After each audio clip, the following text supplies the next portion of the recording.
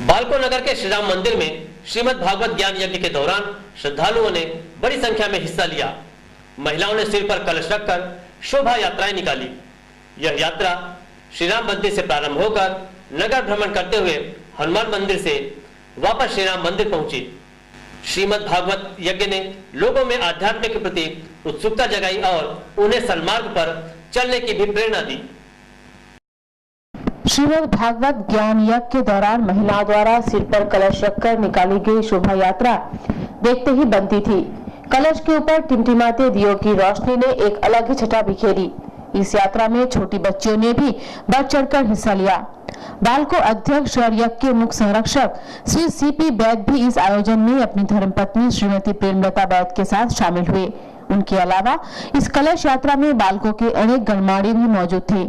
श्रद्धालुओं ने वृंदावन रंग मंदिर के पंडित विजय त्रिपाठी से श्रीमद् भागवत कथामृत का लाभ लिया।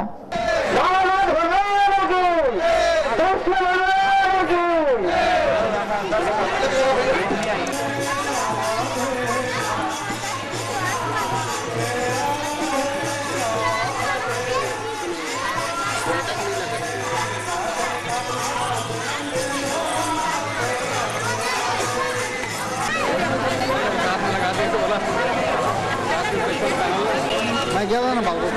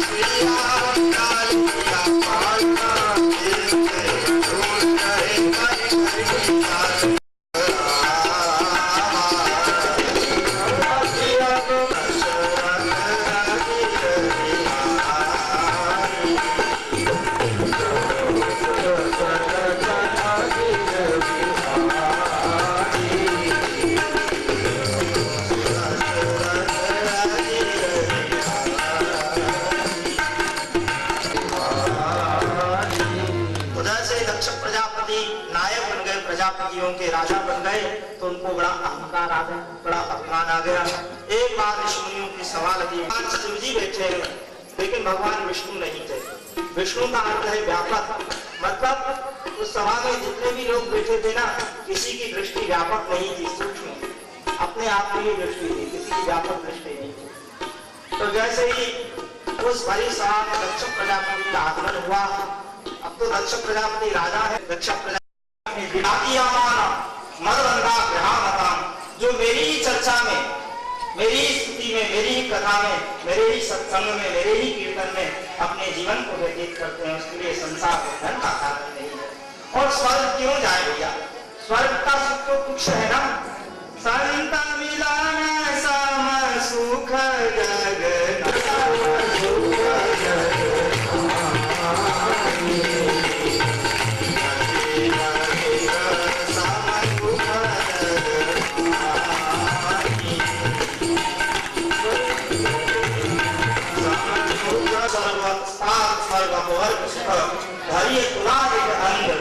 जग सकल मिली जो सुख रस तो क्यों जाए स्वर्ग? यही हमारा वैकुंठ है, यही हमारा स्वर्ग है जहाँ पर भगवान की चर्चा। तो ध्यान रहे, कथा सुनते वक्त ध्यान विमान में न जाए। बस वहीं से ये सभी देवता लोग सादर निमंत्रित है, वहां जा रहे हैं। भवानी को सुनकर बड़ा आश्चर्य लगा। कहा मेरे पिता के घर यज्ञ और मुझे पता तक नहीं। तो कहा कि देखो भवानी महाराज कोई भूल हो गई होगी निमंत्रण देने में, यज्ञ में तो इतना काम होता है, भूल गए होंगे निमंत्रण आदि देना।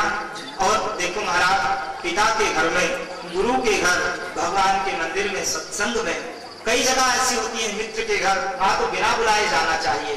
कहा देवी जाना तो चाहिए, लेकिन जहाँ पर अपमान होने की संभावना